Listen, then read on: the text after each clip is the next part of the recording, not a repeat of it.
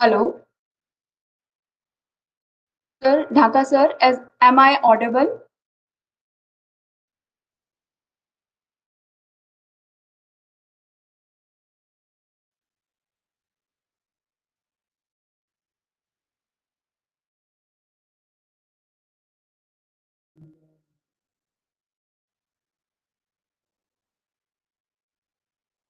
Hello, sir. Yes, I think we can start now. तो अभी share content का मैं देख रहा था अभी.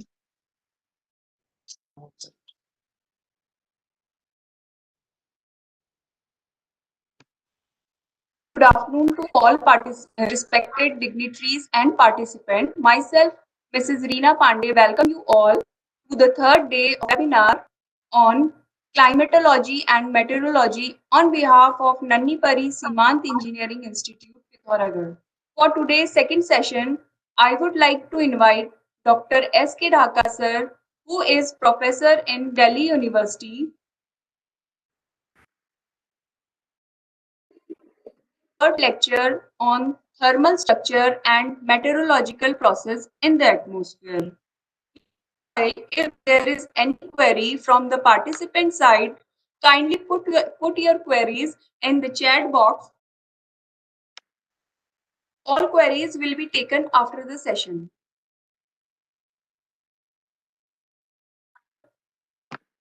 Yeah, thank you very much, doctor Pandey. मैं ये जो शेयर वाला पार्ट है वो शायद नहीं क्लिक हो रहा है.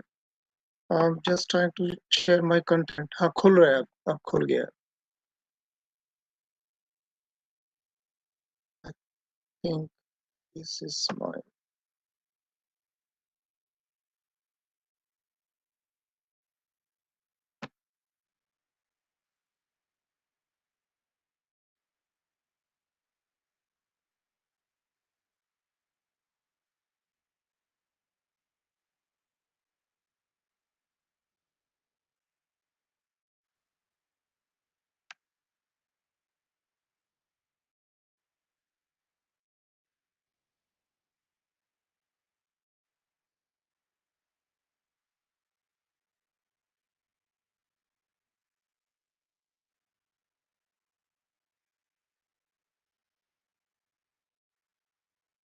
Yeah, I think we start now. Yes, sir. या मुझे सुन पा रहे हैं आप लोग? Yes, sir. Okay, so I would like to briefly mention what exactly we have discussed in the last 2 days. So first day, I think we had a very good discussion over the pollution, the transport, and of course, what is the role of the atmospheric dynamics. That is really much more important to understand the entire mechanism of the PM 2.5. We have not discussed in details that are the basic causes for the production of PM 2.5. Of course, it has a very wide range, but as of now, we understand that there are some uh, sources, known sources, which include especially like transport, industry, thermal power plant, dust, long-term transport, and emissions from the local sources, which can come in any form. That is the basic reason for the production and for the emission of particulate matter, which can range from PM1 to PM 2.5 to PM10. Of course, once it is generated, then that is second role comes for atmospheric dynamics. How the atmospheric dynamics, solar radiation, wind direction, wind speed, atmospheric pressure, local diurnal variability of humidity. So these are some atmospheric parameters. So I think they are very important, very pertinent atmospheric parameters when you talk about climatology and the meteorology of any region of the globe. Whether you talk about the mountain, you talk about the plains, or whether you are talking about the desert, and we are having a well-defined regional meteorology. And then we are having synoptic scale meteorology. Synoptic scale meteorology means which covers about like 1,000 kilometers, and mesoscale system which covers about like 500 kilometers. So that is one kind of the dynamics. And then if you increase further your dimension, then it comes like planetary scale. So planetary scale means you talk about the globe, entire globe, which covers our whole land, continents, oceans, and large sea body everywhere. And of course, some part is also included like vegetation, which is also very important for maintaining the humidity and maintaining the moisture in the atmosphere, in the lower atmosphere. So these are very important factors. Now, I'd like to mention that what we have learned is from yesterday's lecture. So that was related with the dynamics. And I told you cosmic satellite, that group of six satellites is a constellation of six satellites. So in brief, we call them it's a cosmic. And this group of six satellites was launched by and the National Taiwan University and UCR in NASA, America. So these two big nations they have launched. This was launched in about like 15 years ago, and since then many of the satellites they were working in a good condition. But recently, about 2 years ago, I think some of them they stopped working. But now another constellation of maybe bigger number of satellites, I heard maybe like 20 or 24, they will be launched soon, and we can get the data from all those at a very high resolution, both in terms of time as well as space. So because basic objective, the international scientific community is working to get data at a very fine time resolution so that you can predict um, the prediction, I think, which you are making of the weather, or you are making only like 2 to 3 days, or we call mm, like NCMRWF, National Center for Research Weather Forecasting, medium is a medium range. So medium range is like 3 to 10 days, but you can make it much better. Like you can take maybe few hours, couple of hours, and maybe on daily basis. And then you can also run your model, which can have a good prediction about a particular season, that the coming season would be really dry or maybe wet or maybe colder comparatively or maybe warmer. So you need ultimately again data, and then operations data is very important, because yesterday we were also discussing about that we need good data set or mountain, and if you want to predict about sudden rainfall in the mountain area. And usually it is very common term now. You might have heard on television, on media, social media, and newspaper that there was a cloud burst, and mostly it's happening in mountain area, and it is becoming a more common problem. And you need to understand that. And of course, global warming is one of the basic cause behind it. And global warming, when you call about global warming, of course, immediately it gives an indication that the temperature is increasing, but it is not necessary always that global change, I mean, climate change doesn't indicate rise in the temperature. Climate change can have its own regional effect. So in some area you can have more drought, the other area you can have more rainfall, and the quantity of the rain that also can vary. And overall, I think one good conclusion I told you yesterday, that is that the total amount of rainfall is decreasing over India. However, the episodic events, rainfall, and the sudden weather conditions changing, they are basically increasing. It means there may be a rainfall for a short duration, but it would be a very heavy rain.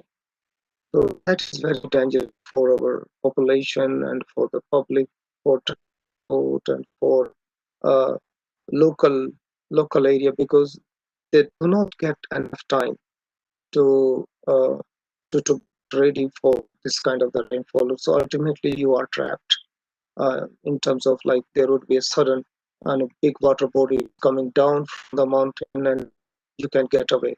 I mean, with that, like in the river, and then there's a big damage to the animals, to property, houses, and human as well. So these are some very important factors that we need to understand. And I again emphasize that we need uh, high resolution both on time and space to get the real observation data so that you can get ready. You can put those observations into your model and you can run those models and you can have a very good prediction, weather prediction or on on a different time scales, maybe short time scale, maybe medium range time scale, maybe little larger seasonal scale, or maybe on year basis.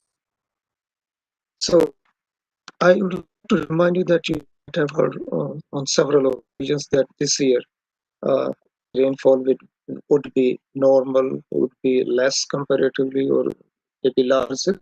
And this is based on several parameters of atmospheric processes. So the atmospheric processes, they they are basically the most important is about like convection. So convection, growth of the convection, its intensity, and change in the pressure differences, and on a particular season, whether it is warmer or it is colder. I think I'd like to tell you quickly. I have used data of like 30 years or 40 years over Delhi, and we have seen that winter in general, when you talk about climate change, so it means you have to take into account the data of like maybe 3, 4 decade, 5 decades. So then you can speak more clearly about the climate in so that particular region. So we have used this data and we found that winters are basically getting warmer by maybe 1 to 2 degree in the last 40 years. So it's becoming more warmer. But if you go to like March, April, it is getting little colder. So there's a migration and there's a shift. Of course, like year to year, you may have some differences in the winter intensity.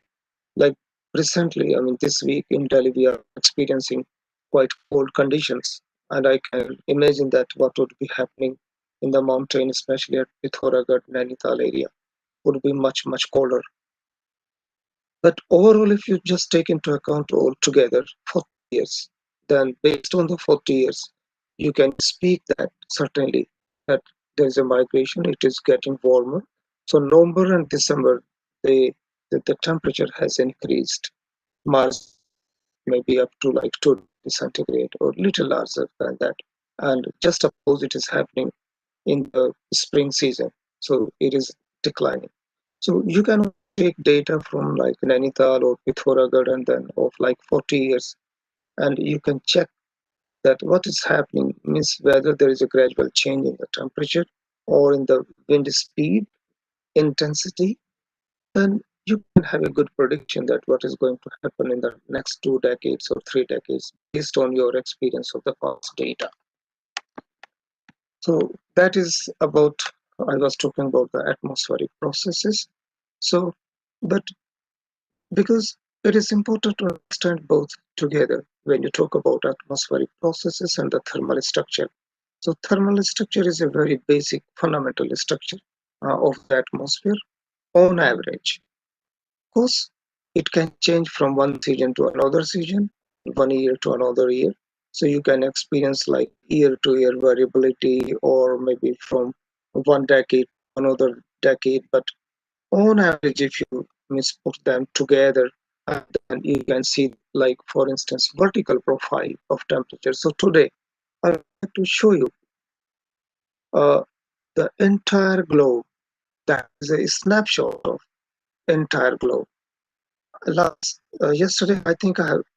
shown you that how the lower atmosphere is coupled with the upper troposphere, and there is an instant information, I mean instant transmission of heat and convection over the land, whereas we have opposite correlation over the oceans, because oceans takes a lot of time to get warmer or to get colder, so the response time is a little late. So by the time one season is passed and you are entering in the another season, and hence the delays of like couple of months. But over the land it is not like that. And I gave you example of African region because equator is passing through Africa, and on both sides you are having land, and the correlation coefficient was quite symmetrical on both sides of the land, because in Africa you do not have the ocean on the southern hemisphere up to some extent, and in northern hemisphere you are having land up to like 25, 30 degree north, and that is the one region that you can see that. Even I would like to add here very important information for you.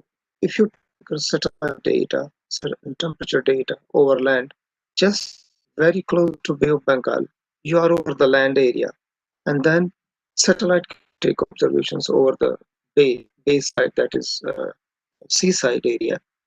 And if you compare that temperature at 15-kilometer altitude on land as well as on sea, so there is a change in temperature of about like 1 degree centigrade or so.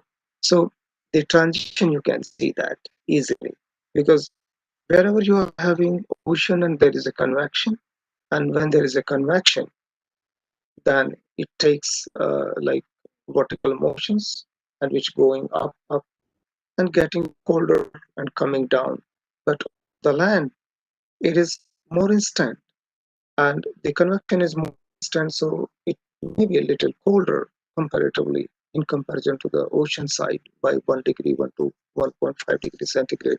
So these are a meteorological process in the atmosphere which are taking place, and we need to understand them very clearly. So let's talk about thermal structure. So I told you that I'm going to show you today about vertical profile of temperature over the land and over ocean from North Pole to South Pole, and from one season to another season, so that you can have a very good idea that how the tropospheric thermal structure and stratospheric thermal structure changes from one season to another season, and by what degree changing. That is the basic idea. So I think before this, I would like to show you. This is a picture taken. It's about 5 years ago, 6 years ago. That is ISS International Space Station, and this was a typhoon which was passing over, I think, and Korea. So that time, in 2014, I was in Kyoto, and this picture was taken by uh, ISS. I'd like to mention here that always you are having about 5, 6, 7 astronauts in ISS. Uh, Practically, it's like 100-meter area, and is the station is about like 600 to 700 kilometer above Earth. Is moving, taking orbital motions, and there are some experiments which are going always, so they can tilt a little bit if you are having a coordination with them. So we did some simple experiment with one of the Japanese astronaut who was in the ISS, and we took some observations of the methane emission over Sonipat, very close to Delhi.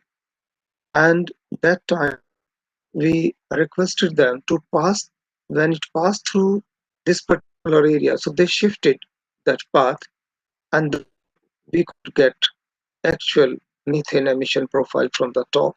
And the basic idea was that we were looking to complete this profile from the ground up to upper level methane emission profile, so that we can understand the chemistry of the methane during all seasons in the Delhi NCR area. So I already have given background, so I directly show you some of uh, yeah. So this is that constellation I told already yesterday, and yeah, I just skip this and take you directly to observations. So as I mentioned you earlier, that this light observations, they are basically based on radio occultation, and radio occultation is a technique. There is a Doppler shift, and it is something like hiding. One satellite is hiding from the other, and it is in the shadow of the Earth, but on the other side. And due to refraction, is refraction is like this. So this line will show you that due to refraction, you are getting the signal elsewhere on the Earth, and that is the basic idea or the difference in the simple mechanics. That is only the delay, because it is something like the train is coming towards your side, the frequency will increase, and if the train is going away with that sound, then frequency will decrease, and we can understand that the motion of the source is going away from us or is coming towards us, it depending on the intensity. Uh, it is something, I think it is interesting if you can see this. Uh, can you see this profile here, temperature profile, uh, which is constructed? And on the top, before this, you can see that on the top around here, that this is a low Earth orbit satellite, and this is our GPS sending signals, and this is the situation, bending angles here, tangent. Uh, Even if it is not in this directly straight opposite, this Leo, and it is hiding here, but this signal can reach very close to this one. So based on this, informations, and there is a mathematical formulation. So using this mathematical formulation, we can figure out the temperature profile of the atmosphere, and you can the right side, the red profile, it is being constructed whenever there is a occultation here. So occultation is means they are coming just opposite, they are communicating with each other, and then you are making a temperature structure here on the right side. So it is something like coming ground, and on the top is like 30-35 kilometer altitude. So this is basic idea of this. Now take you to I think it is something like this. This is the situation. This diagram I'm showing you of Wang and Lin in 2007 based on the based on the radio survey data. So there were a lot of uh, gap here. So could you see that these are the day number of a particular year 2006, and just a moment. Hello, hello, hello. Hmm. Sorry. So I was talking about that you are having a gap here. These gaps are because the balloon cannot reach during that particular period at a very high altitude, and they burst on the way and we lose informations. So what is the best choice for us? The best choice for us is satellite. And satellite का मैं data आपको ये दिखाना चाहूँगा. I think yes. Excuse me, आनंद. अच्छा, मैं अभी एक मीटिंग में हूँ, आराम से करेंगे. हाँ, हाँ. अच्छा ठीक है, मैं फिर डिटेल्स आराम से बात करूँगा, आ जाओ आप. ओके, ठीक है, ठीक. सॉरी। तो आप देख पा रहे हैं, डायग्राम देख रहे हैं आप? Yes, sir. Okay. So this diagram shows you the vertical profiles from southern hemisphere to northern hemisphere, and इसमें आपके तीन कलर हैं, एक ब्लैक, एक रेड, एंड उसके बाद रिपीटिशन है। सो हम माइनस से इसकी तरफ से प्लस की तरफ चलते हैं। इसका मतलब है ये हर 10 डिग्री लैटिट्यूड पे एक प्रोफाइल हमने बनाई है सैटेलाइट का डेटा यूज करके। तो सदर्न हेमिस्फीयर से नॉर्दर्न हेमिस्फीयर की तरफ। याद रखना, ये जो पार्ट है आपका ब्लू वाला, ये आपका 45 से 90 डिग्री नॉर्थ और साउथ। उसके बाद ब्लू है 30 से 40 डिग्री जो मिडिल लैटिट्यूड है। तीन हिस्से में हमने इसको डिवाइड कर लिया। उसके बाद रेड कलर है, जो रेड कलर हम 30 डिग्री नॉर्थ से 30 डिग्री साउथ के बीच में जो, तो ये टेम्परेचर प्रोफाइल है इस टाइप का। Like when you go from the ground, then temperature decreases with altitude and then starts increasing in the stratosphere. Now the question is this, that this is January, February, March, April, और हम याद रखना कि जनवरी जो है हमारा winter है northern hemisphere में, लेकिन ये समर है सदर्न हेमिस्फीयर में। याद रखना, ये जब हमारा विंटर होगा तो वहां पे सदर्न हेमिस्फीयर में समर होगा। तो आप टेम्परेचर प्रोफाइल को ध्यान से देखो। ये एक अच्छा मौका है हम सब के लिए कि पूरा आप साउथ पोल से लेके नॉर्थ पोल के बीच में जो टेम्परेचर वर्टिकल प्रोफाइल है वो कैसे वेरी करती है। तो हमने यहाँ से देख रहे हैं, ये बिल्कुल पोल पे, हम ये पहली प्रोफाइल पोल पे है ये, और जो डॉट है हमारा ग्रीन वाले सॉलिड डॉट, ये lowest temperature that is cold point tropopause को रिप्रेजेंट करते हैं।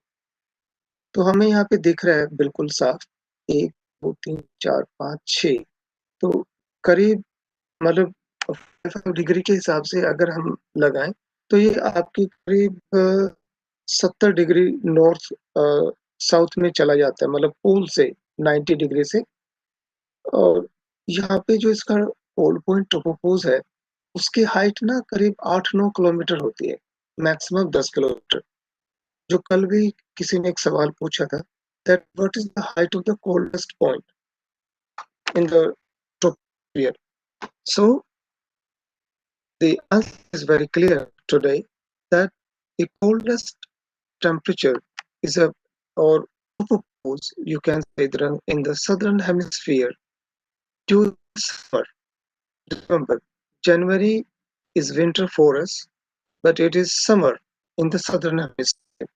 तो समर में आप करीब 8 9 या 10 किलोमीटर के आसपास इसका एल्टीट्यूड है। उसके बाद से हम ब्लू की तरफ चलते हैं तो आपका जो कोल्डेस्ट पॉइंट है वो थोड़ा ऊपर शिफ्ट हो जाता है, that is at around like 15 kilometre. तो मिडिल एल्टीट्यूड में और ट्रॉपिकल रीजन में जो कोल्डेस्ट पॉइंट है वो करीब 15 किलोमीटर के आसपास है। लेकिन जो पोलर रीजन है हमारा, तो पोलर रीजन में ये हमारा करीब 8 10 किलोमीटर के आसपास है जो ट्रोपोपोज है।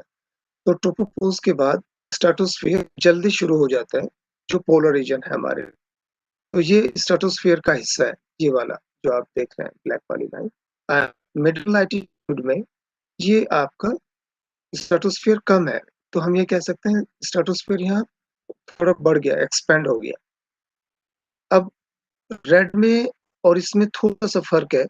जो रेड वाली प्रोफाइल है वो बहुत ही क्लियर कट, उसमें किंक है, बहुत ही क्लियर है। आप देख पा रहे हैं ना, बहुत ही clear, because it is decreasing and then suddenly it is increasing. But around here जो मिडिल लैटिट्यूड है, ये किंग बहुत स्ट्रेट जैसे यहाँ पे है। तो इस किंग डिफरेंट। अब धीरे धीरे अब नॉर्दर्न हेमिस्फीयर की तरफ चलते हैं। तो आप देख रहे हैं कि जो ये प्रोफाइल है आपकी टेम्परेचर की, ब्लैक वाली, ये इन प्रोफाइल की स्ट्रक्चर और जो आपका इक्वेटर के पास में प्रोफाइल की स्ट्रक्चर है, दोनों में फ़र्क है। यहाँ पे लिंक है नीचे, ये ट्रोपोपोज़ को दर्शाता है, जो पोलर रीजन है। जहाँ पे मेरा कर्सर है, ये नॉर्दर्न हेमिस्फीयर का पोलर रीजन है। तो पोलर रीजन में जो कोल्डेस्ट पॉइंट है, वो सीपीटी ट्रोपोपोज़ से उठ के स्ट्रेटोस्फीयर में चला गया। आई रिपीट दिस, नॉर्दर्न हेमिस्फीयर में नॉर्दर्न हेमिस्फीयर में कोल्ड पॉइंट ट्रोपोपोज़ का जो टेम्परेचर है, उससे भी ठंडा स्ट्रेटोस्फीयर है, उससे भी ठंडा स्ट्रेटोस्फीयर है, ये वाला। आप थोड़ा-सा फरवरी की तरफ चलते हैं एंड फिर मार्च में एंड उसके बाद अप्रैल में फिर आप इसमें चेंजेस देखना, there is a seasonal change. हम एक काम करते हैं कि सीधे हम अप्रैल में आ जाते हैं। Bottom panel, I hope that you are understanding. Bottom panel है आपका, जस्ट अ मोमेंट, हमारे पार्टिसिपेंट्स।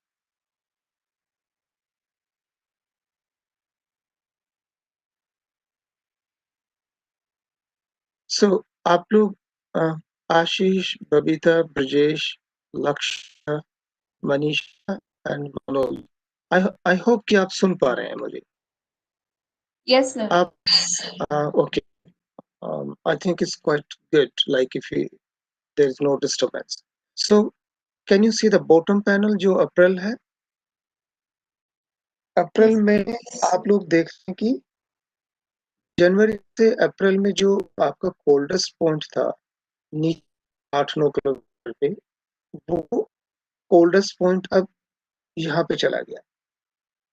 सर्दर्न हेमिस्फीयर की मैं बात करूं, अप्रैल आ गया, इसका मतलब विंटर शुरू हो गई वहां पे। सर्दर्न हेमिस्फीयर में विंटर शुरू हो गई। विंटर शुरू होने पे जो कोल्डेस्ट टेम्परेचर है वो आपका स्ट्रेटोस्फीयर में चला गया। उससे पहले ये आपका ट्रोपोपोज हिस्सा था, the tropopause was the coldest, but in the month of April, that is, I think, beginning of the winter of southern hemisphere, and the coldest point shifted from tropopause to the stratosphere up to like 25 kilometre पे जाके सबसे ठंडा part शुरू हो गया आपका। तो that is a kind of like snapshot of entire globe। तो ये पूरी पृथ्वी के पूरे ग्लोब का थर्मल स्ट्रक्चर आपके सामने है। तो आप देख सकते हो, आई थिंक समझने के हिसाब से भी और स्टूडेंट्स को पढ़ाने के हिसाब से भी, that cold point to propose is shifting up and down depending on the season and depending on the location, whether you are in the northern hemisphere or in the southern hemisphere। और मैं आपको याद दिला दूं कि southern hemisphere में जो polar region है आपका, वो करीब 20 डिग्री ठंडा है नॉर्दर्न हेमिस्फीयर के पोलर रीजन के मुकाबले। कारण लोग मानते हैं कि because the earth is tilted by like 23.5 degree, and it is the basic region that the Antarctica region is colder comparatively to the northern hemisphere polar region. So that is the basic difference between these two polar regions। And central part like middle latitude and tropical area, red one, जो red profiles आप देख रहे हैं, red profiles बिल्कुल एकदम standard profiles हैं जो आप लोग एटमॉस्फेरिक फिजिक्स की किताब में पढ़ते हैं। एंड इस भी एडियाबैटिक प्रोसेस को समझने के लिए आई थिंक काफी इम्पोर्टेंट है। I take you to another 4 months and then another 4 months, and that will complete our complete season। Now winter southern hemisphere का शुरू हो गया इन मई जून। तो this is the winter of southern hemisphere. And आप यहाँ से देख सकते हैं कि जो ग्रीन डॉट्स हैं वो काफी हाइट पे चले गए, जिसका मतलब ये हुआ कि जो टेम्परेचर है वहाँ पे पोलर रीजन का, वो और ठंडा होता चला गया और जैसे मैंने कहा था कि ये करीब -90 डिग्री सेंटीग्रेड तक चला जाता है ये, और इसकी हाइट 25 से 28 किलोमीटर तक चली जाती है। तो stratosphere is coldest, not troposphere. Stratosphere is coldest region of the atmosphere, and that represents the clear-cut difference in the thermal structure of the entire atmosphere. तो सेकंड जो पैनल है आपका, जो जून है, जून हमें दिख रहा है कि जून और भी ज्यादा ठंडा हो गया। That is the peak winter of southern hemisphere. और कमाल की बात है कि ये जो पार्ट है ग्रीन डॉट्स, अब नॉर्दर्न हेमिस्फीयर में है हम यहाँ पे, तो नॉर्दर्न हेमिस्फीयर में ट्रोपोपोज पे चले गए। पहले ये बिल्कुल रिवर्स था, और अब इसका मतलब ये हुआ कि समर नॉर्दर्न हेमिस्फीयर में जो हमारा 8-9 किलोमीटर पे ट्रोपोपोज है वो वेल डिफाइंड है। और विंटर में अभी हम विंटर में है, तो जो पहले मैं शुरू में दिखाया था प्रोफाइल, उसको हम रिप्रेजेंट करेंगे। तो हमारा जो नॉर्दर्न हेमिस्फीयर का समर है वो अंटार्कटिका का विंटर है, और वहां पे स्ट्रेटोस्फीयर काफी ठंडा है। डिफरेंस मैंने आपको बता दिया, करीब 30 डिग्री का काफी कूल है, -90 तक चला जाता है। यहाँ पे हमारा -75 -78 तक चला जाता है। और जो ट्रॉपिकल बेल्ट में जो ट्रोपोपोज का जो टेम्परेचर है, वो जिसको हम सी बोलते हैं, कोल्ड कोल्ड पॉइंट ट्रोपोपोज, उसकी वैल्यू -80 -82 डिग्री के आसपास तक चली जाती है। तो नेक्स्ट जुलाई एंड अगस्त। तो जुलाई और अगस्त में आप देख रहे हैं कि हमारे अभी भी अगस्त तक ये विंटर को रिप्रेजेंट कर रहा है सदर्न हेमिस्फीयर में। तो हम यहाँ पे सेफ हैं बिल्कुल। एक्सट्रीम राइट में ये वाला पार्ट ट्रोपोपोज 8-9 किलोमीटर पे है, और कोल्डेस्ट पॉइंट नीचे से उठ के ऊपर चला गया पूरे समर में, मई जून जुलाई अगस्त में। अब थोड़ा आगे बढ़ते हैं। Let's see what is happening in September and October and November. अब आप देख रहे थे कि जो लेफ्ट साइड में ग्रीन डॉट्स हैं वो ऊपर से अब नीचे आने लगे, अब नीचे आने लगे। अब फिर 10 किलोमीटर पे आ गया। तो पहले ये 25 के आसपास थी, मीन्स इसका भी जो ये फ्लैट टाइप का है, जो इसका टेम्परेचर स्ट्रक्चर है। एंड ट्रॉपिकल बेल्ट में बहुत ही क्लियर कट शार्प कट है आपकी, जो temperature is very well defined of CPT. But यहाँ थोड़ा ब्रॉड पीक है, ये वाली थोड़ी ब्रॉड है, ये काफी शार्प है। These are also the difference in the thermal structure of atmosphere. So हम ये समझ सकते हैं यहाँ से कि इस डेटा को, जो माइनस से लेके -90 से +90 के बीच में, तो सदर्न हेमिस्फीयर से लेके पोलर रीजन में, ये डायग्राम आपको काफी हद तक चीजों को एक्सप्लेन कर देगा। ये हमने पूरी पृथ्वी का टेम्परेचर उसको एवरेज कर लिया, और उस हर जगह पे 5-5 डिग्री 5 डिग्री मल्टीप्लाई 5 डिग्री पे एवरेज करके जितनी भी प्रोफाइल्स थी हमने उनको इकट्ठा कर लिया, और साउथ पोल से लेके नॉर्थ पोल के बीच में हाइट के साथ में प्लॉट कर दिया। Should I repeat this? I repeat,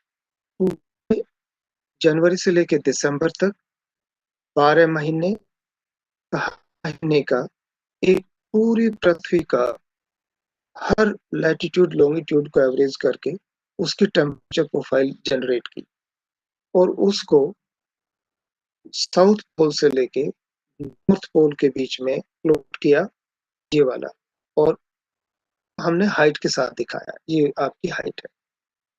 और जो कलर कोड है ये आपका टेम्परेचर दर्शा रहा है। बिल्कुल ब्लू जो है, डार्क ब्लू, वो -90 डिग्री है, और जो रेड है वो थोड़ा सा आपका 25-30 something like this. Just a moment में इसको हटा के दिखा। 20 के आसपास है आपका। So now we are looking here कि जो आपका ट्रॉपिकल बेल्ट है, ट्रॉपिकल बेल्ट नीचे आपका गर्म है और उससे बिल्कुल ऊपर ठंडा है, जो आपका जिसको हम बोलते हैं ट्रॉपिकल ट्रोपोपोज लेयर, टीटीएल। तो आप ये देख रहे हो, ये काफी बहुत ही साफ सुथरा एक अंडाकार कोल्ड एरिया है ये वाला, एंड उसके रेड है।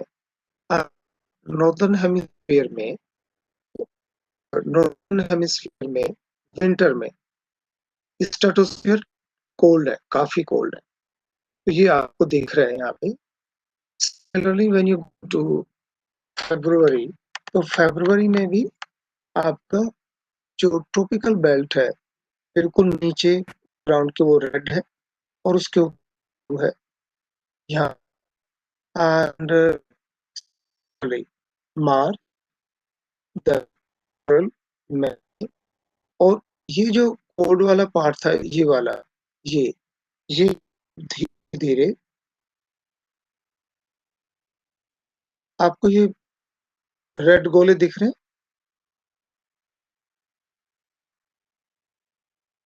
आप देख पा रहे हैं?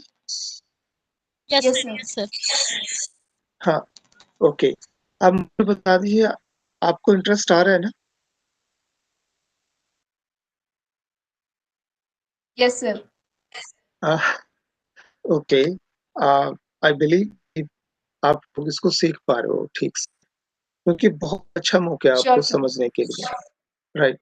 सो मई, जून, जुलाई, अगस्त, जो रेड सर्कल है आपका, इसमें आप देख रहे हो कि ये काफी डार्क है ब्लू में। It means this is coldest. तो summer coldest and this is June, July, August, but in northern hemisphere के हिसाब से हमने लगाया। तो जून, जुलाई, अगस्त का मतलब है ये विंटर है सदर्न हेमिस्फीयर में, क्योंकि नेगेटिव है नीचे, है ना? This is winter of southern hemisphere, coldest, and already I mentioned you the temperature is about like minus 90 degree centigrade. तो करीब 20 डिग्री के आसपास ये काफी ठंडा है अगर हम इससे कंपैरिजन करें। अब उसके बाद आप सितंबर, अक्टूबर, नवंबर, दिसंबर, जिसमें आपके येलो सर्कल्स बने हुए हैं, और येलो सर्कल्स ये जो है ये वाला, ये येलो सर्कल है, ये है, देन ये है। तो मुझे लग रहा है कि जब भी मैं एरो या इस पे रोटेट करता हूँगा, so there would be like few seconds delay at your end, क्योंकि मैं महसूस कर रहा था कि थोड़ा सा स्लो है system. So the basic idea, just to compare the three red circles with three yellow circles, is that the red circles, they are showing more blue area in comparison to the yellow circles, they are showing comparatively less blue area. Because ये less blue area, yellow वाला, ये northern sphere का polar region है, stratosphere है ये।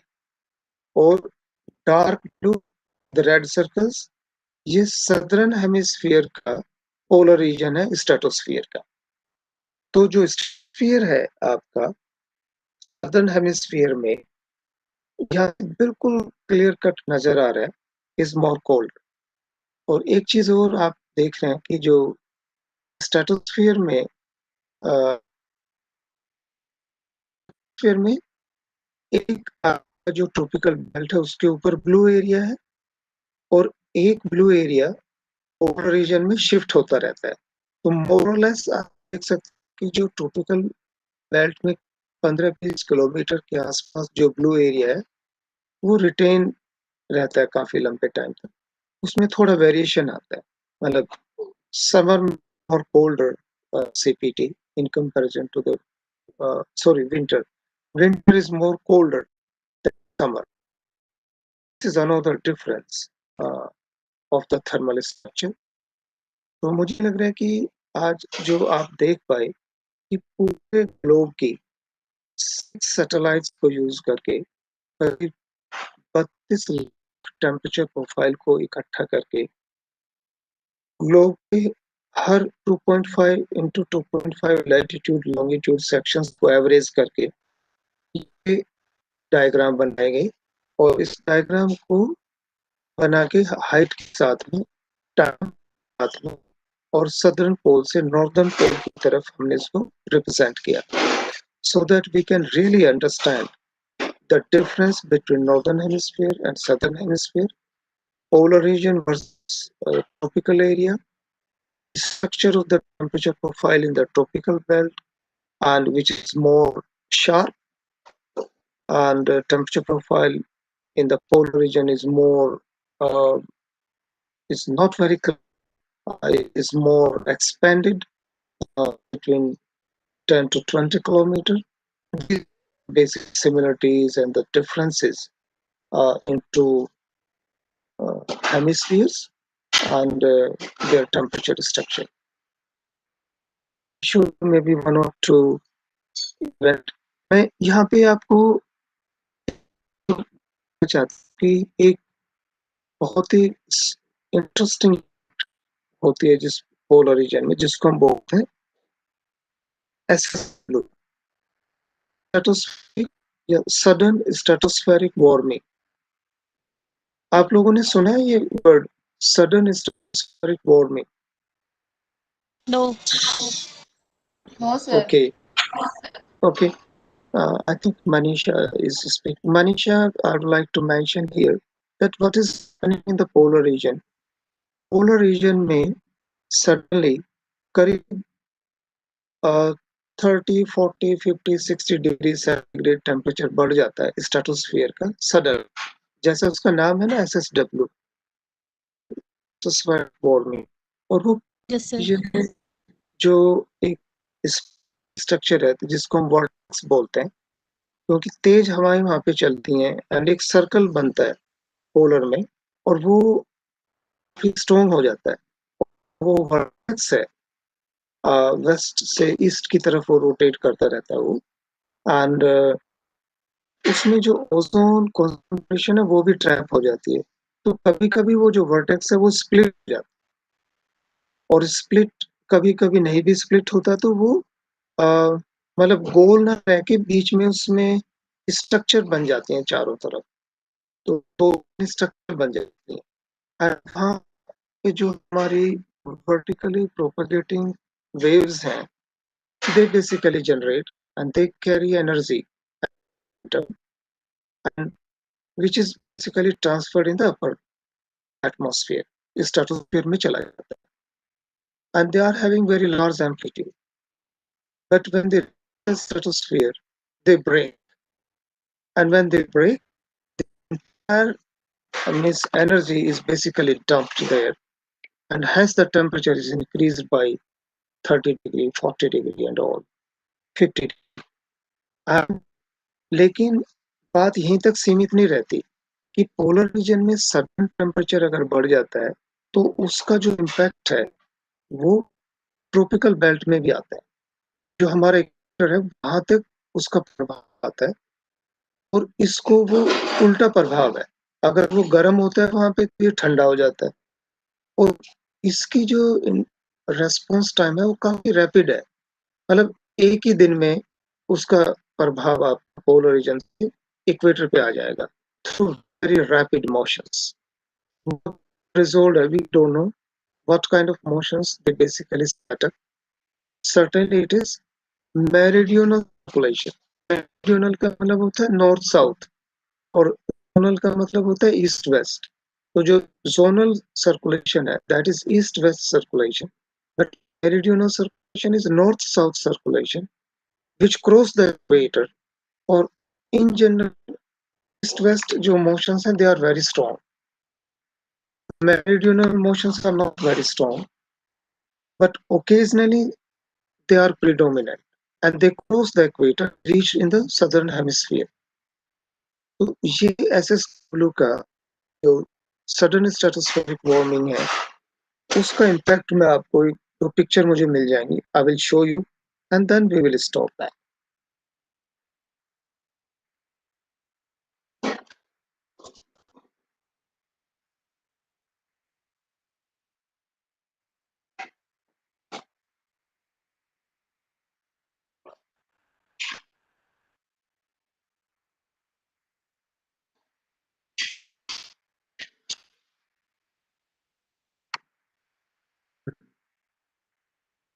आप ये देख डायग्राम,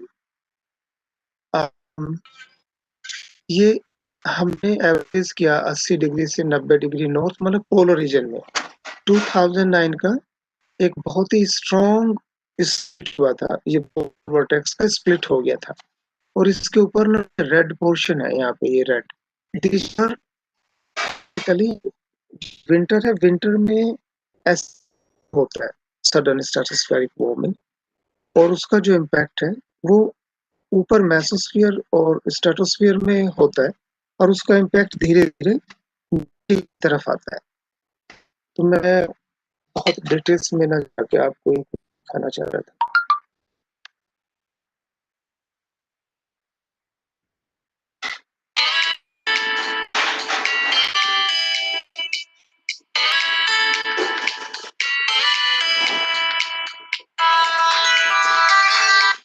हाँ, अरुण मैं अभी करता हूँ 15 मिनट में। हाँ, ये आप लोग देख पा रहे हो मिडिल पैनल, ये यस सर। जो रेड पोर्शन है करीब 30 से 40 किलोमीटर के बीच में, ये वो सडन स्ट्रेटोस्फेरिक वार्मिंग की यस, आई थिंक ये 2009 में बहुत अच्छा, बहुत स्ट्रॉन्ग क्लियर कट था। ये जो रेड पार्ट आपको दिख रहा है, ये देख सकते हो कि -80 से लेके ये 0 डिग्री तक चला गया। तो -80 से 0 का मतलब है 80 डिग्री बढ़ गया। तो 80 डिग्री टेम्परेचर बढ़ गया यहाँ पे करीब एक हफ्ते के अंदर इस जगह पे। उसके इम्पैक्ट जैसे बताया, एक तो ये कि यहाँ जब ये बढ़ा था इसके बाद यहाँ ठंडा हो गया ये वाला, और ये ठंडा यहाँ तक आना चाहिए था, ये ब्लू इस ब्लू को रोक दिया, और इसने ये रेड जो पार्ट है वो ये पेनिट्रेट कर गया नीचे तक। तो ये जो पार्ट है आपका, इसने यहाँ की डायनेमिक्स बदल दी, और ये ट्रॉपिकल एरिया तक में लेके ये में दर्शन करा दी।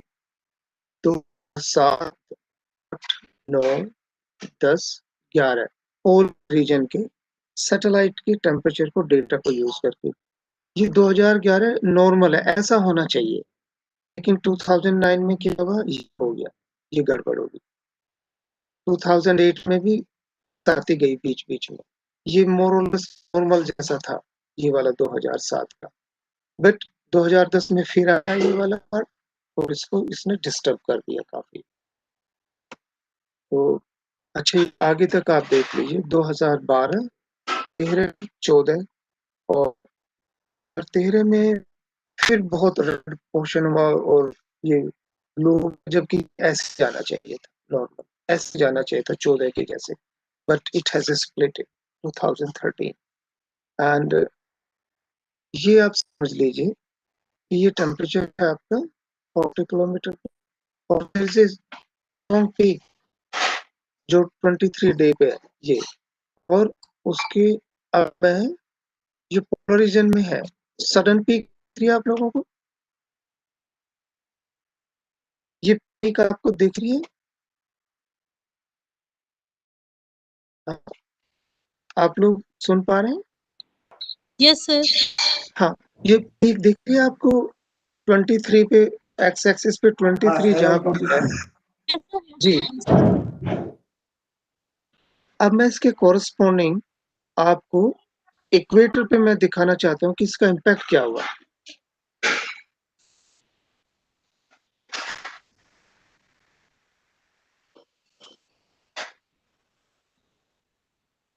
यस, अब आपने पीक देखी थी ना, यस सर। और देख रहे हैं आप यहाँ पे, अब हम इक्वेटर पे हैं 30 डिग्री नॉर्थ और 30 डिग्री साउथ पे। आपने रेड है या ब्लू है, इसका मतलब जो टेम्परेचर राइज हुआ उसका जस्ट अपोजिट इक्वेटर पे हुआ. That is the connection, tally connection, and we call it as a meridional circulation, which very rapidly because of sudden stratospheric warming. And इससे वहाँ की टेम्परेचर प्रोफाइल बदल जाती है और आप ये मेरे ख्याल में बहुत बेहतरीन तरीके से इसको समझ पाएंगे. 2013 साल में जब टेम्परेचर बढ़ा नीचे की तरफ तो इक्वेटर पे घट गया और 2009 में भी जब बढ़ा उसके बिल्कुल उसी टाइम 2 दिन के अंतराल पे यहाँ पे ये टेम्परेचर आपका कम हो गया. So it is just connected but the response is just opposite. तो मेरे ख्याल में आपको I think it's the same structure. जो पीक है यहाँ पे 40 किलोमीटर पे आपकी यहाँ पे डिप है. तो ये दो केसेस हैं 2009 एंड 2013 के. तो that one I stop here now. एक छोटा सा मोर दिखा देता हूँ. हाँ, ये देख पा रहे हैं कि आप रेड और ब्लू Yes, कलर, ये टोपोपोज है आपका, उसका हाइट है. तो करीब 2 डिग्री टेम्परेचर का फर्क पड़ा ट्रॉपिकल बेल्ट में SSW की वजह से.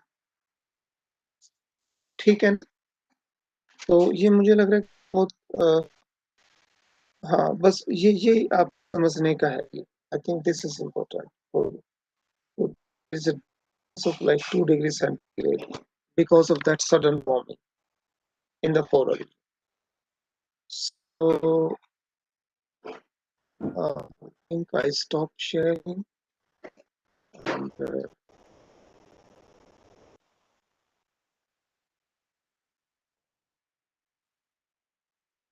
हम क्वेश्चंस ले सकते हैं अभी. thank you, sir, for sharing your views and knowledge with us.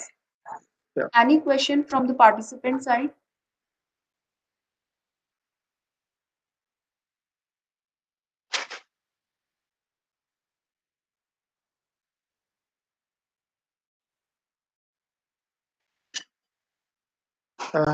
Okay, आज डॉक्टर नेगी आए हैं क्या?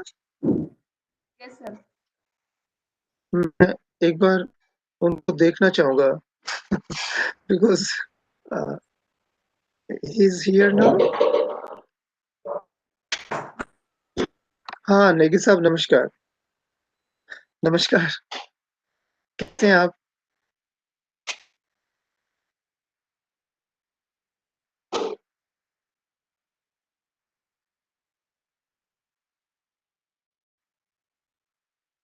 लग रहा है आवाज थोड़ी सी प्रॉब्लम कर रही है. 2 डिग्री सेंटीग्रेड टेम्परेचर इंक्रीज हुआ, उससे कुछ इम्पैक्ट हुआ हमारे एटमॉस्फेयर पे, कुछ ड्रॉबैक? एक बार आप रिपीट कर देंगे अपना क्वेश्चन? सर आपने कहा ट्रोपोपोज में ना 2 डिग्री सेंटीग्रेड टेम्परेचर इंक्रीज हुआ, हाँ जी.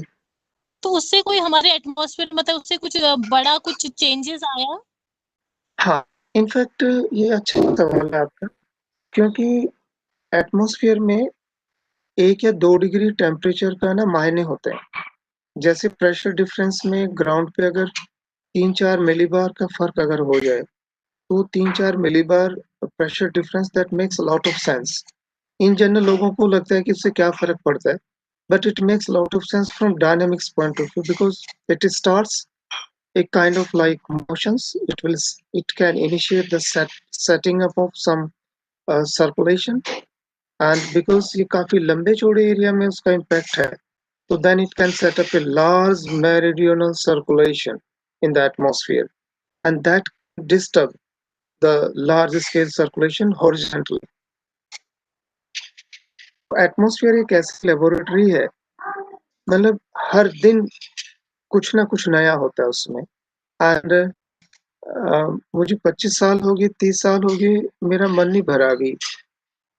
इनको देख देख के और उसको समझ के. And every time we find something very new and we can try to understand that because it is a natural laboratory. Something is happening every day and it is a fluid system. Somebody can create some disturbance and then the impact can be seen in the different varieties at different locations. Okay, thank you sir. Manisha, आप संतुष्ट हैं? Yes sir. Thank you sir. आप लोग सब पिथौरागढ़ में हैं इस time? कहाँ पे हैं आप लोग? पिथौरागढ़ पे. मतलब Okay, मैं तो पिथौरागढ़. कितना टेम्परेचर कितना है वहाँ पे अभी? सर मॉर्निंग में तो 0 गया है और अभी 15 डिग्री सेंटीग्रेड होगा सर. ओके, तो काफी काफी ठंडा है, राइट? Yes sir. मैं देख पा रहा हूँ नेगी साहब पूरे जो है ना सर्दियों का इंतजाम कर रखा है उन्होंने.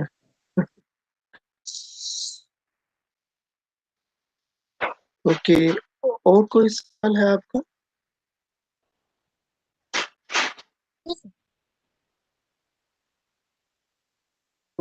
ठीक है नेगी साहब, बहुत अच्छा लगा मुझे भी.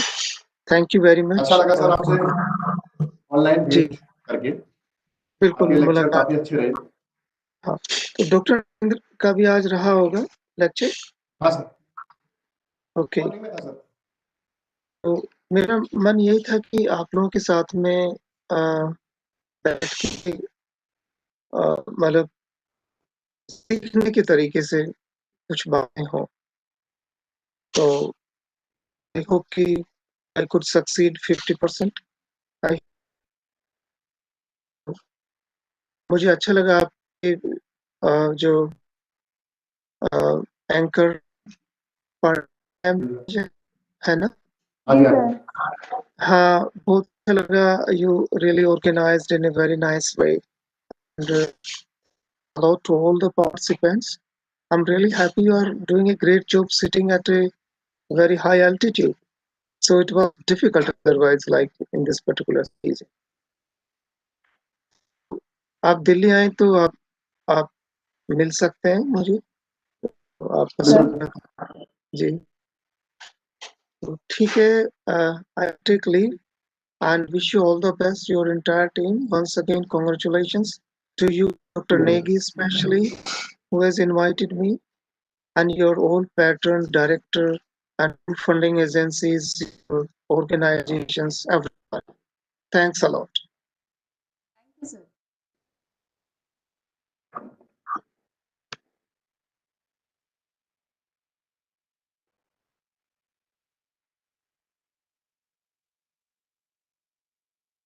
For the next session, I would like to invite Dr. Manoj Pal, sir. Dr. Pal is an assistant professor at the Department of Life Science, Rafikera University, Dehradun. Presently, he is working in the biosensor area, especially electrochemical biosensor. It is delivering his expert lecture on bioremediation. Sir, may we Thank you, Pandey ma'am, inviting me in this webinar lecture.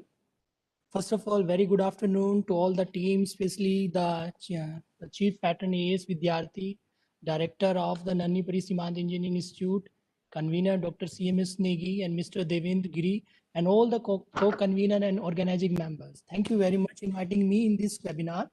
I have heard a lot of it in the previous lecture that they are discussing about the physical aspects of the climate and meteorology, and now I'm discussing a little bit about the biological aspects of the climate. What should be the consequences of if there is a severe change and a sudden change in climate, and how the climate changes may affect to the living systems. So I'm going to discuss about a little bit about the biological aspects. Let me allow to share my PPT. Okay.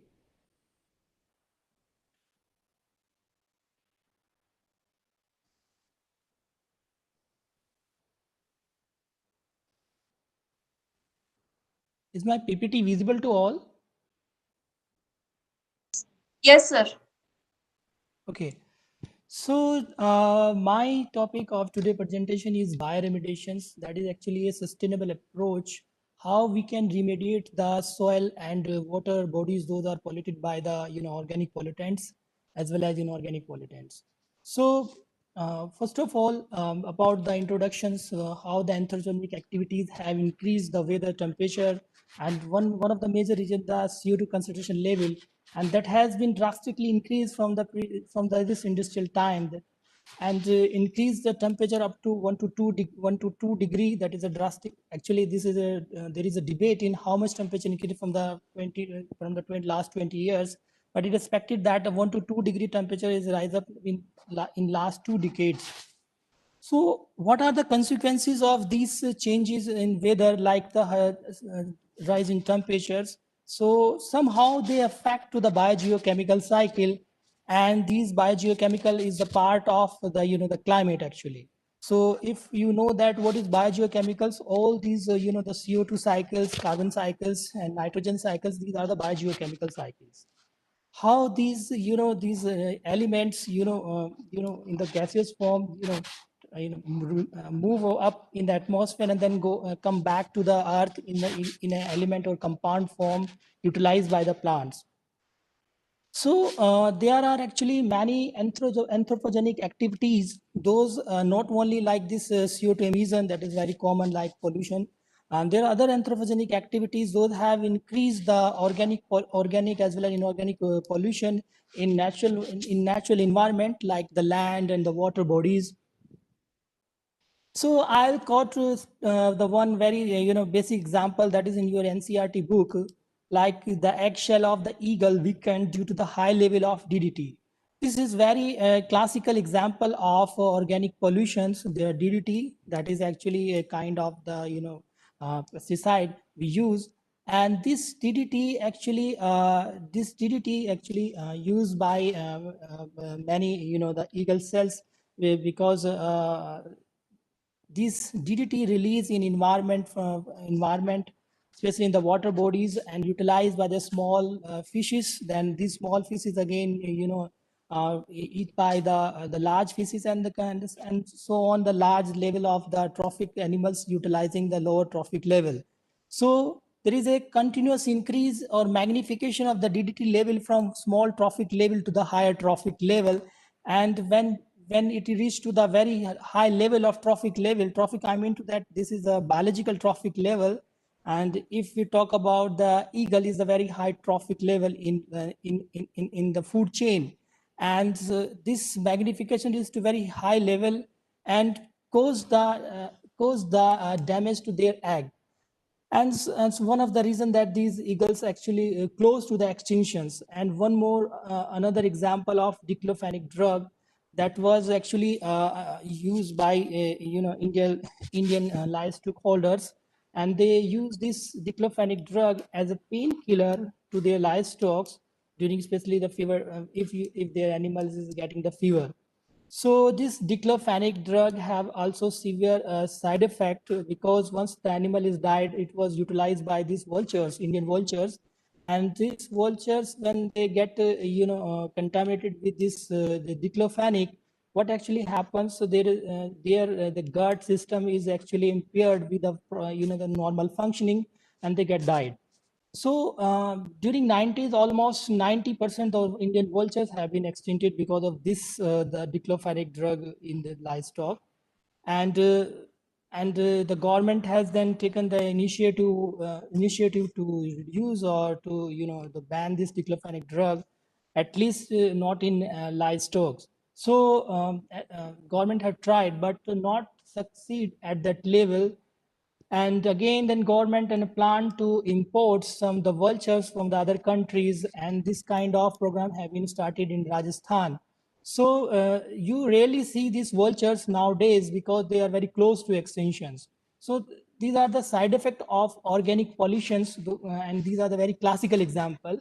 I'm not taking very advanced examples, very classical examples. Some of you have already heard of these the cases. What to do with these organic pollutants? What are the strategies? Generally, there are two types of strategies. If you talk about to remove these organic pollutant from the soil and other natural bodies. So one strategy is that the chemical strategy, another one is the biological strategy. And I will discuss about the biological strategy. First of all, I will discuss about these organic pollutants. Those usually actually accumulated in the animals, in birds, and causes severe consequences not only these animals but also to the human beings. So to reduce this pollution, and one major way to get rid of this kind of contamination. But if the soil and water body is already contaminated, we have to think some strategical way to remove these pollutants from the soil and water. And if you talk about the chemical process itself is using the chemicals, and these are not cost effective, and especially the product that is generated after the treatment of these organic pollutants, again another chemical that itself having the toxicity. So we have the problem to use these the chemical process. So if we think alternatively, so the biological process may have the solutions. We think about like where we can reduce this pollution using biological process. One strategy is the bioremediations. So bioremediation actually is the use of biological microorganism, and like bacteria, fungi, and plants to reduce these toxic compounds and elements from the soil and water bodies. And the first instance that was implemented about the bioremediation was in 1972. It was a company Sun Oil pipeline that this is the Sun Oil actually pipeline is spill in Amber in Pennsylvania, and they used a different biological approach to clean this oil from the from the land actually. So from that instance, this bioremediation became popular, and nowadays many government agencies emphasizing on this bioremediation approach because they are very eco-friendly and sustainable, and product is not toxic, If you see here in this picture, I have just mentioned like that this is a green earth, and we have this earth that is polluted, and we using the plant, bacteria, and fungi and other microorganisms to remove these pollutant to get convert into the really green earth actually. So this is actually a kind of the message that what we do in the bioremediation. So now first is the microbial bioremediation that is very popular, and in this system we use the different consortium of the microorganism to degrade the organic pollutants. But these strategies like to use the microbial consortium again require the control environment because these are the living things, and they require a specific temperature and specific nutrient for the growth. But if we give them this average this nutrient supply and temperature, so they grow well and can degrade these organic pollutant into the known pollutant form, or maybe into less toxic form.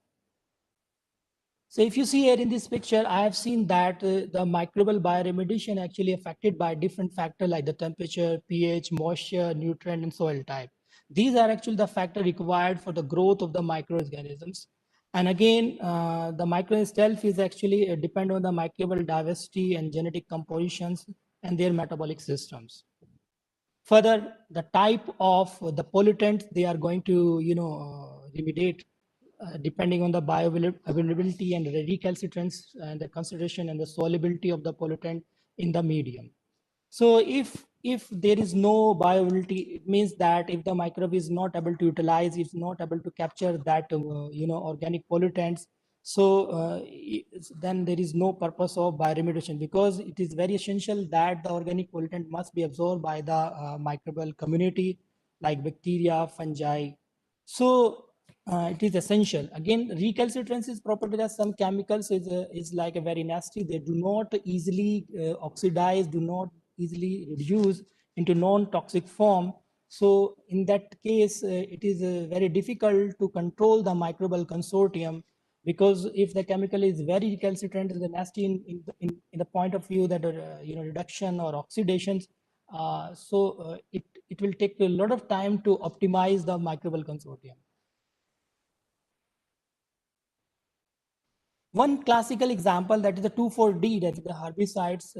Most of you know that this is the herbicides, and it itself is a very toxic, and for the human being, it may, if it is taken in the very high concentration. High concentration means that the concentration that generally farmer use in the in the field itself is very high concentration to cause the toxicity in human beings, and it may cause the vomiting, hypotension, myotonia, abdominal pain. So if we use chemical process to degrade 2,4-D, so it again will create another chemical that having itself very good toxicity. So but if we try to do some degradation using the biological approach, like the bioremediations, it may be a good alternate. Like here, we use the alkaligens and Achromobacter, two bacterial species, to degrade the 2,4-D, and it is converted into beta ketoadipate. And this beta ketoadipate easily move into the TCA cycle. As you know that TCA, the tricarboxylic acid cycle, this is a Krebs cycles. Everybody know that there are three major pathways in energy generations: the glycolysis, Krebs cycle, and electron transport chains.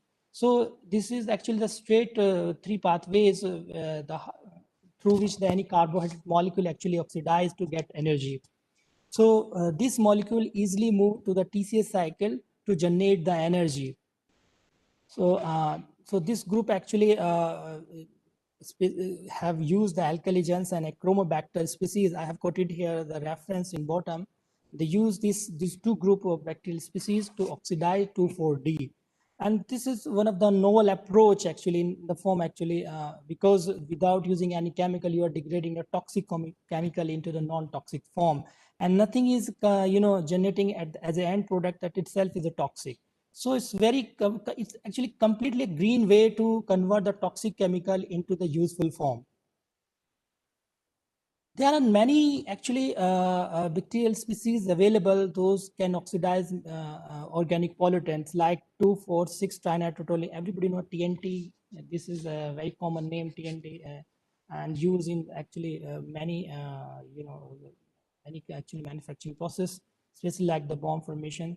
So if you use the Methanococcus species, this is a bacterial species, the 2,4,6 can be converted into the non-toxic form, but it will not be completely degraded.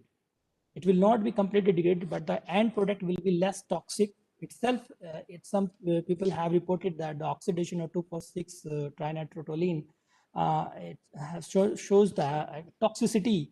So, but this toxicity is not at that level of itself to TNT. It's less toxic. Again, but we have used a green way to convert this TNT into the less toxic form. Second example is the atrogenes. The people have used the Pseudomonas species. This is again the bacterial species, and they actually degraded completely like this 2,4-D, and converted this atrogene into the actually energy form. Similarly, other bacterial species have been used, many other groups, Enterobacter strain, Rhizobium, Acetobacterium, Clostridium, to degrade many organic toxic pollutants into the energy form. So if you see these chemicals, these itself are very toxic. If you search, they are toxic in nature for the animals, and for the animals including the human beings. So if you are using this kind of approach, so at the end you are actually getting energy from their degradations, and no toxic form is generating. So these approach actually the eco-friendly and cost-effective and hello, are you listening me? Yes, yes. Okay. You are audible. Thank you, thank you, thank you. So these are actually eco-friendly, cost-effective, and sustainable approach where you are actually degrading a toxic chemical into the non-toxic form. Like we have used the microbial community, microbial consortium, we can also use the plants to remediate the soil, and many research group, especially in Japan, the bioremediation is focused on the phytoremediation actually. Phytoremediation where you are using actually the plant different plant species to degrade to remove the pollutant from the water and soil. So there are different techniques or kind of a strategy the people use in phytoremediations, like phytoaccumulations. The phytoaccumulations like that is a plant and is grown in like the polluted soil. It just accumulating the pollutant from the soil, absorbing it. Okay. Next is the phytodegradations. Phytodegradations where actually the plants near the root actually these chemicals, these toxic chemicals are degrading. But there is some debate in phytodegradation whether these chemicals moving inside the plant cells or they are degrading outside, because there are number of microbial community present surrounding to the root of the plants. So there is some debate in this issue that whether the phytodegradation is happening inside the cell or outside the cell. Third is the phytostabilizations. Sometimes the plants or root atmosphere convert these toxic chemical into immobilized form or completely non-transferable form. Like that is you have a liquid and you convert it into the solid. Solid will not move and will not be dispensed from one place to another. So they are converting into the non-immobilized form. Next is the phytovolatilization. Phytovolatilization is that they absorb some volatile organic compound from the soil and they transfer it to the stomatal cell of the leaf. So in this way, actually, the plant species can be used to remove the organic pollutants from the soil. But the phytoremediation is very common for the common, or you can say that is known from the remediation of inorganic metal ions from the soil. So they are very popular to remove the metal ions, especially the toxic metal ion like the mercury, arsenic, lead. So the plants absorb these metal ions easily and convert it into the actually the maybe converted the stabilized form or keep itself inside the cell. Now you may ask that if a plant species absorbing the toxic chemical and if it is inside the cell and we are using it, if you use it, we eat it, the plant species, if it is edible. So this, the chemical may be, accumulate in our body. But we do not eat these kind of plants. What we do, we can use these plants for any the wood chip formations or for the wood another wood purposes. But generally these plants are very small, like the herbs and shrubs.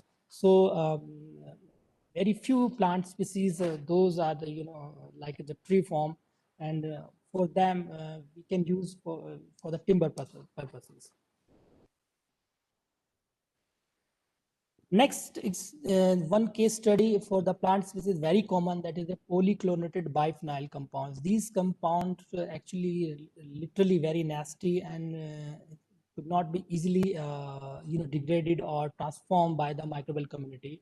But some scientist group have reported that if we use the alfalfa or switchgrass, also the flat pea species, these species can absorb these PCB inside the cell and convert into the pyruvate, and that go directly to the TCA cycle. That is a complete conversion of the PCB into the energy form.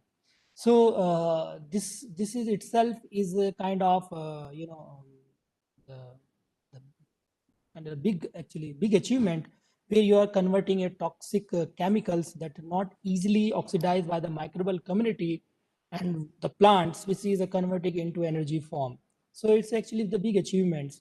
So this PCB itself, you know that if it is accumulated in the animal species or even in the human being, it may cause teratogenic in animals, including the human beings. The number of syndromes start, especially the malfunctioning in the brain and the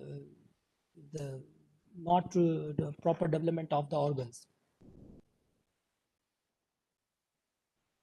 There are some other plant species, those have been utilized to degrade the other chemicals.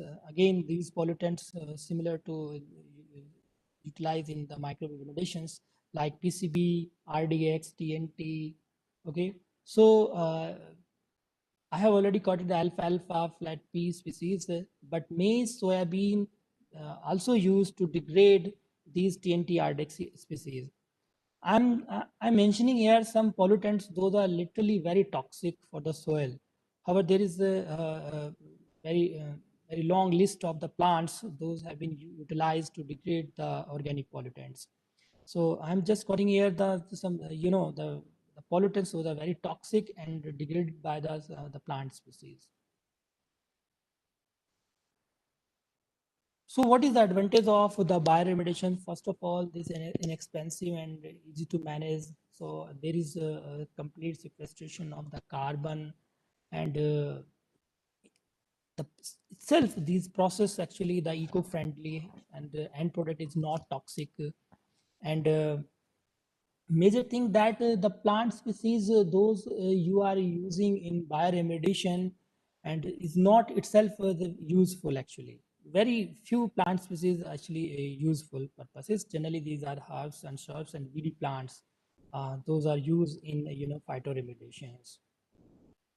Two major drawback of the phytoremediation that generally some I have already explained that some pollutants are completely recalcitrants and they are very nasty. They cannot be easily absorbed by the plants or cannot be attached with the plant cells. So in that case, it is very difficult to degrade or transform them into non-toxic form. Second, the time that the plant species generally take to remediate the soil. If the soil is actually the highly polluted, the plant species itself is plants will not be able to remediate the soil. And another thing is that phytoremediation takes time actually. The time is that it may take the 10 to 12 years, but these approaches are completely eco-friendly. Once you grow these plant species in a polluted land, you just need to forget actually. It's because these are the herbs or shrubs or weedy plants and we don't take care of much. We just grow them and forget actually. And if this is a continuous grow of these plant up to the 10 to 12 years, of course, most of the plant species are the seasonals. So if one season is gone, another season come, they again grow, and so this is continuous, process from year to year, and at last up to 10 to 12 years, you will see that these toxic elements can be completely removed from the soil. So some people do not consider this kind of approach is so much helpful because they want quick response and they believe on the chemical process. But again, the chemical you could not remove the chemicals or toxic pollutant from the soil using any chemical, because the another once you use any chemical, the end product will be again a chemical that will be toxic. So this there is no end of this kind of process. Maybe the chemical, the end product is generating will be less toxic, but again it is actually the toxic. But these phytoremediations, these approaches, they're completely eco-friendly, and in most of the cases, the end product is the energy actually. There is no waste product or no toxic chemical at the end of the degradation. What is the current aspects in bioremediation? So what actually going on? What is the strategy that people are using to enhance the process? So the one is the biosurfactant. So these the biosurfactant actually increase the viability of these kind of the recalcitrant or organic pollutants. And we use a different kind of surfactant like the cerebatine from the Serratia marcescens and rhamnolipids, the polyol lipids. These are actually the biosurfactant we use to increase the viability of the target compound. Next, we are also using the oxygen releasing compounds. These compounds actually release the oxygens to enhance the aerobic process, because the microbes can grow in inorganic, in anaerobic and aerobic conditions. So if we give the oxygen pulse to this contaminated soil with this inoculum of the microbial consortium, the process will be enhanced actually. One example is the milk of the magnesia, that is actually magnesium hydroxide we use to give the contaminated soil, or maybe that is contaminated with the actually organic compounds to enhance the aerobic oxidation process. So these two the current trends in bioremediations. Next is a nanotechnology. We are also using the nanotechnology because you know that the nanoparticles have the large surface area, and they have the capability to absorb the number of the organic pollutant molecules on their surface, and they provide the electrons to the oxidation process. One example, a zero valent iron nanoparticle we can use to provide the actually the electron in the oxidation of different organic pollutant like DDT, PCB. Another one is technique is the molecular biology, and what we can do if let's say the microbe is degrading, but the degradation process is slow, and it's not converting completely into non-toxic form. In that case, we can manipulate the microbial species with the help of molecular biology. We can extract the gene from another bacteria that itself actually degrading completely to another molecule, and we insert this gene to another bacteria, and we try to enhance the degradation process. And one classical example is actually the Pseudomonas putida that has been developed by one of the Indian scientists very long back time to degrade the octane actually. And this is actually the oil spill that is actually on floating on the surface of the oceans, and this scientist actually developed this bacteria to degrade the oil spill on the ocean surface, actually on the top surface actually. Next is a bioinformatic approach, and if we apply the bioinformatic approach, we collect all the degradation pathways from the different bacterial and plant species, and we put together, and we can come to the conclusion that how to enhance the biodegradation or bioconversion process. So this is actually the trends in bioremediation process uh, to enhance the degradation process. These are some references I have quoted here to those are actually very well known and very classical. They have already quoted the classical examples of the degradation process. Thank you. At last, I would like to say that though these processes are very slow, but but not like that the end product is toxic. So if we have a crop field, and we are using these microbial consortium or the plant species to remove the large surface area, large land area, to remove the toxic chemicals, I think this is I think more advantage compared to the chemical process. So thank you very much. So now I'm stopping here. Thank you. If you want to ask any question, you may ask.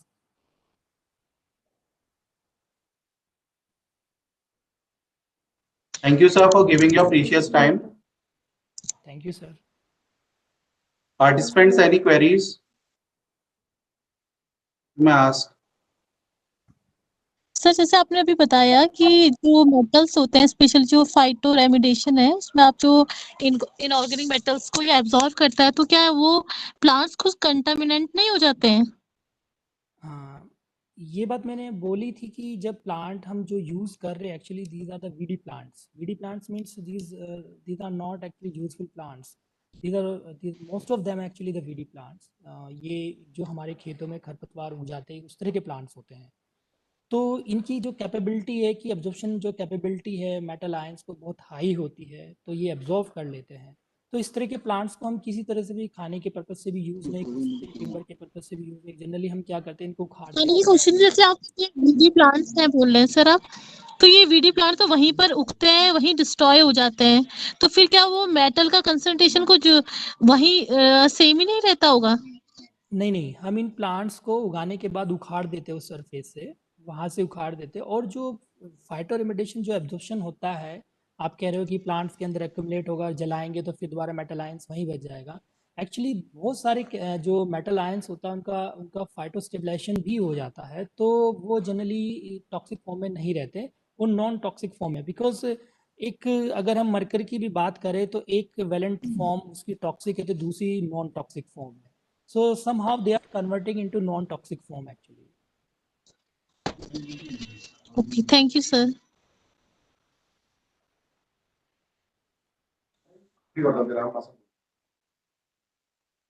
Sir, any further question?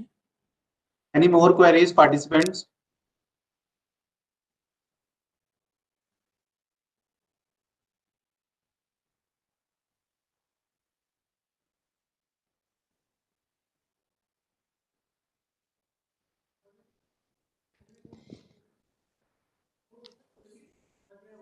So I think we have covered all the queries. Thank you very much, sir. Thank you, sir, for sharing your valuable knowledge. Thank you, sir. Now it's time for vote of thanks. For this, I would like to call Dr. CMS Negi, sir, for giving vote of thanks. Sir.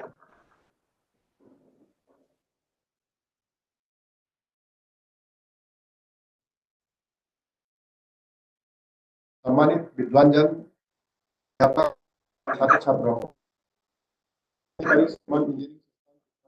आयोजित किए गए 3 दिवसीय राष्ट्रीय webinar के समापन अवसर चंद्रमोहन सिंह नेगी की ओर से उपस्थित